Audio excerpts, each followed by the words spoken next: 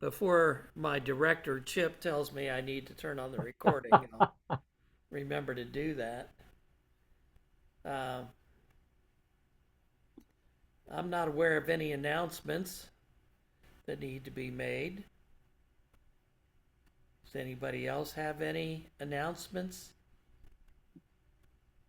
Joys and concerns, we can remember those who are traveling, who's Dave's going to soon be joining that pack. But Dan and Sylvia are up in Nova Scotia, and Lynn and Steve are still on the mighty Mississippi, I guess.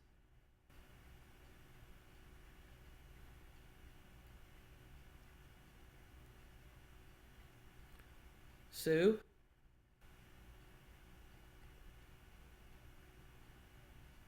Oh, Dave is talking and he's muted. oh, Thank you.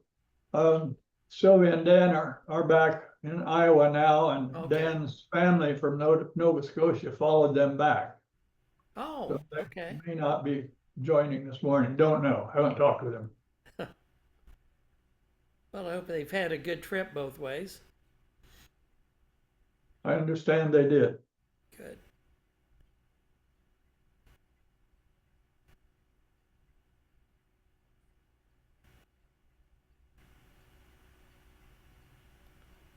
For joys and concerns, I just got a email this morning that one of the retired teachers who was there at the middle school, Decatur Middle School, at the same time I was teaching there, she had fallen at home and broken several ribs. Yeah. And she is about 3 years younger than I am. So that'll be a process for her to recover from that.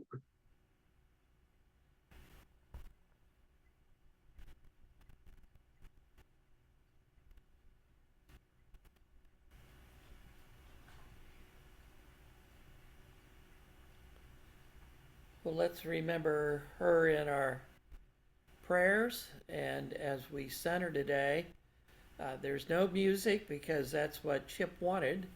And he is the worship leader, so he will give us some time for silence and then speak as he feels led. So I'll turn it over to Chip.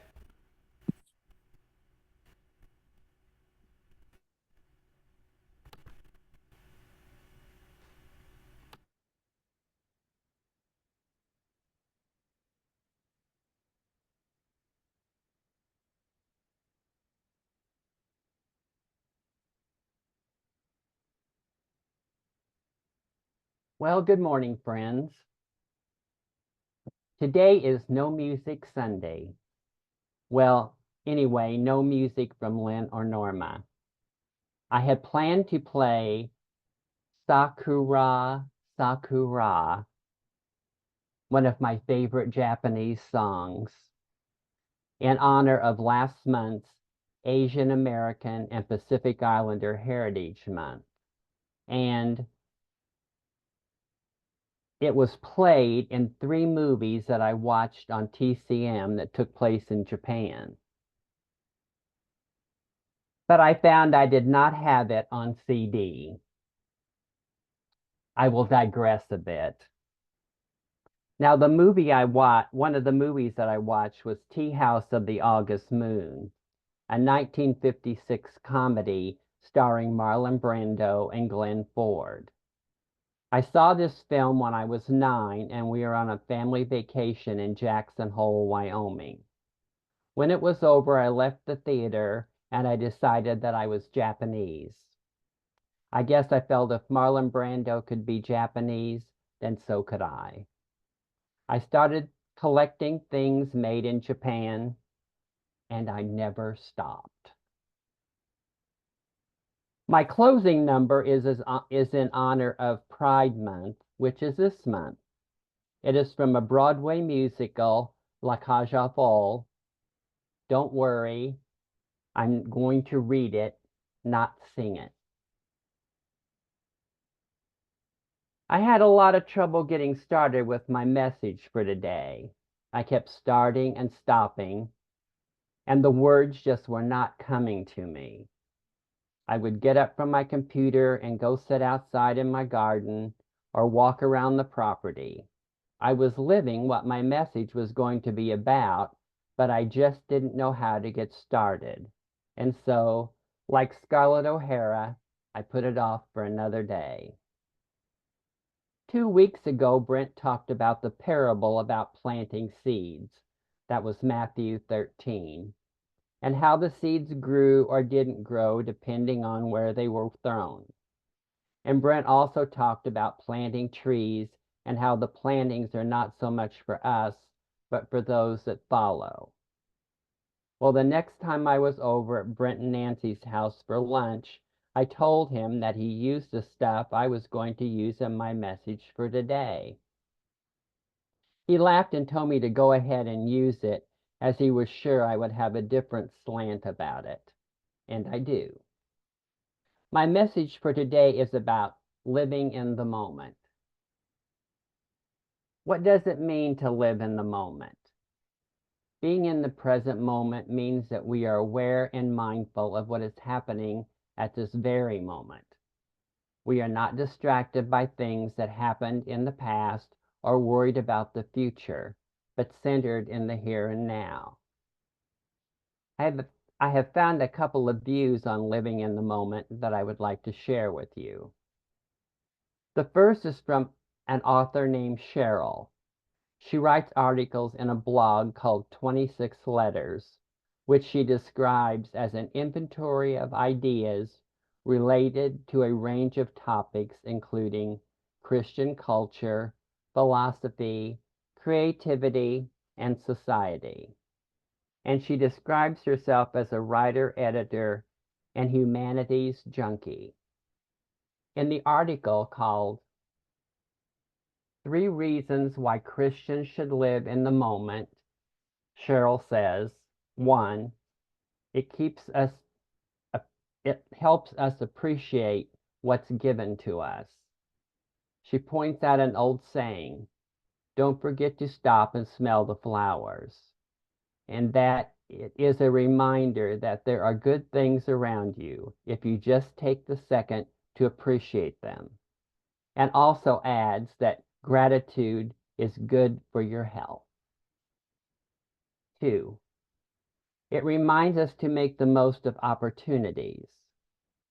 Cheryl talked about C.S. Lewis, a British writer and theologian, and points out that he suggested that God wants us to focus on 2 parts of our experience. The first is our eternity, which means our spiritual lives and our relationship with God. But leaving it there means we may never do any good on earth. That's why we need a second lens, our present. That's the time we have been given. And 3, it means we rest in God. She said that worries are often based in what we can't control, the past or the future, being caught up with worries, not trusting God's plan for us. She paraphrases Jesus, who has who has ever added a single hour to their life by fretting about it.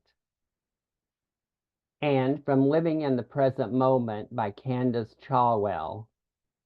In an article, Ms. Chawell talks about Jesus understanding the importance of being present.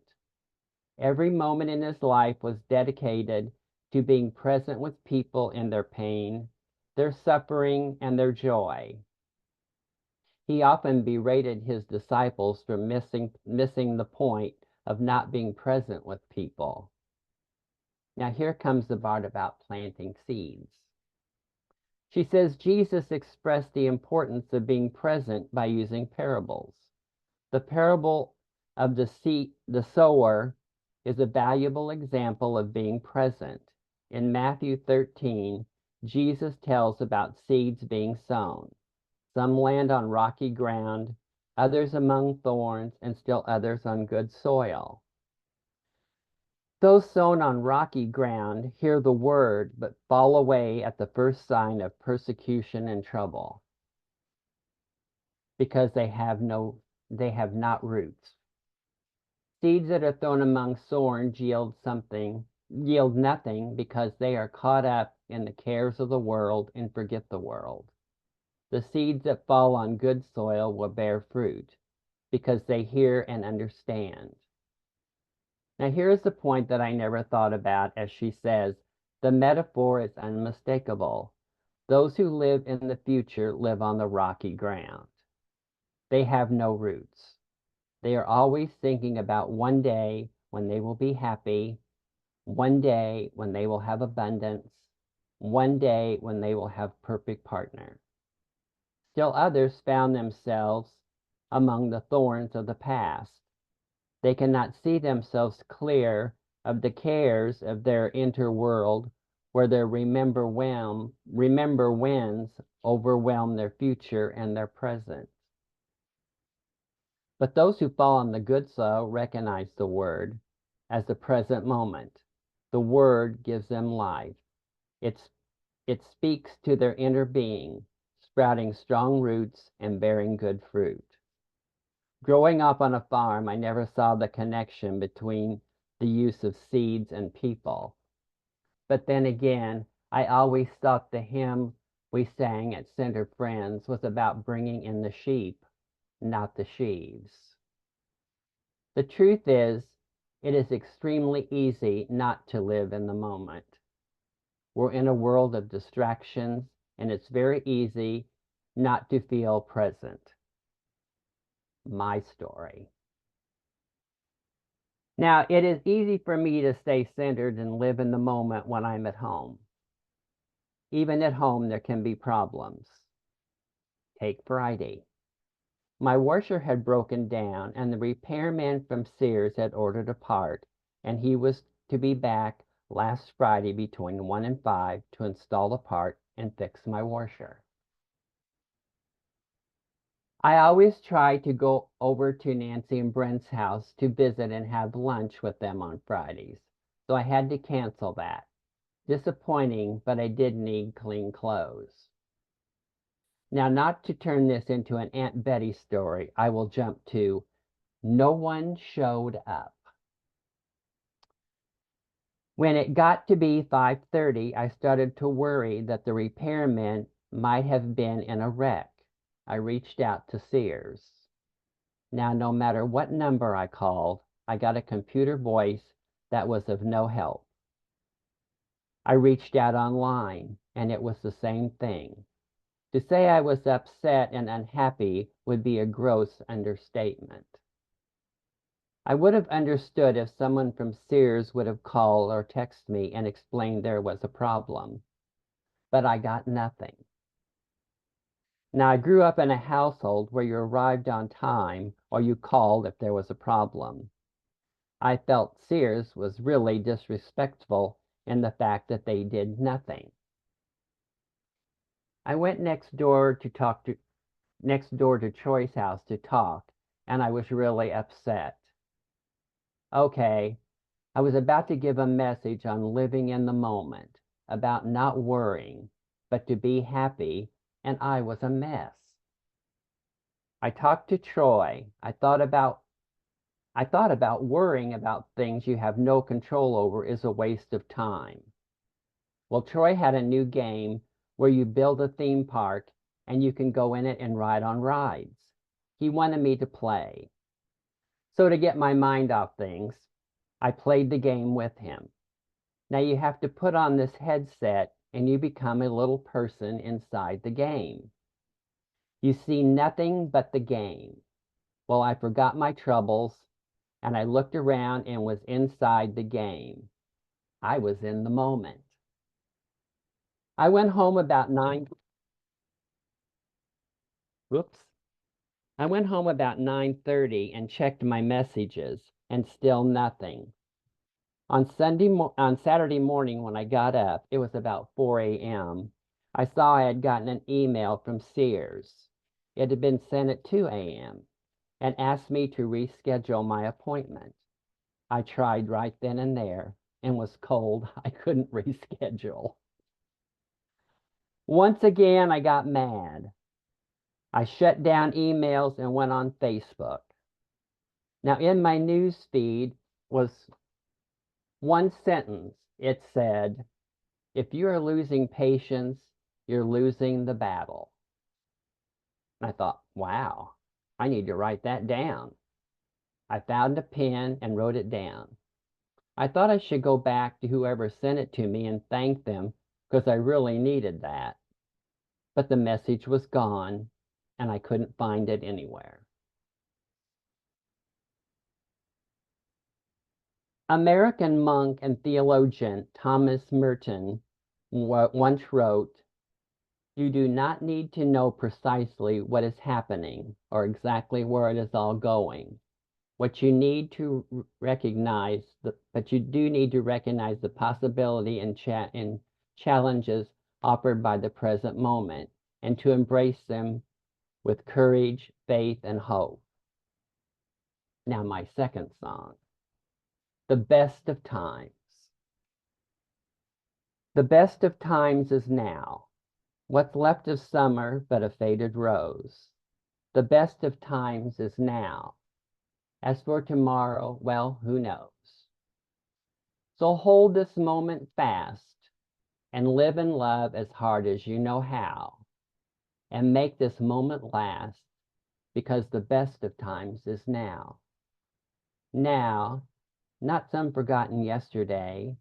Now, tomorrow is too far away. So hold this moment fast and live and love as hard as you know how, and make this moment last, because the best of times is now. I would like to end with something from 14 Guidelines for Engaged Buddhism by Tian Han. Only the present moment is real and available to us.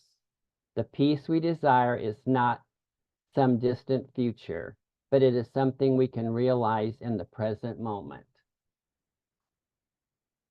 May the light of God surround you. May the love of God enfold you. May the power of God protect you. And may the presence of God watch over you. For wherever you are, God is.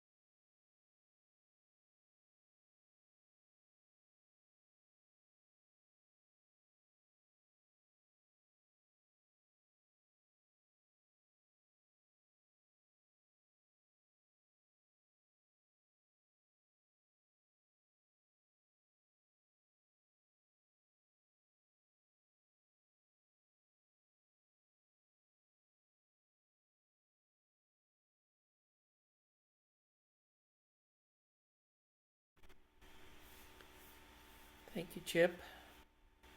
We'll now continue with unprogrammed worship. More unprogrammed worship for those who can stay and for those who can't. Blessings on your week. Safe travels, Dave. Hope to see you soon.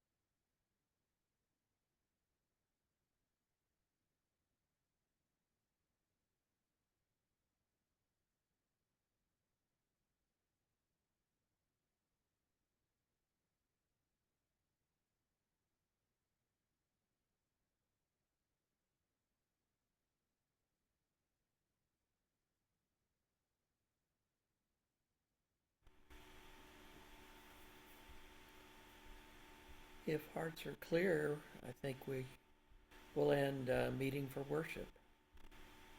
Okay. Everybody have a good day.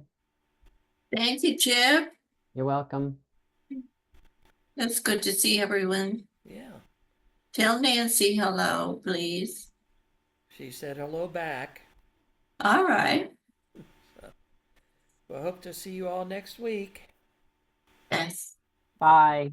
Bye.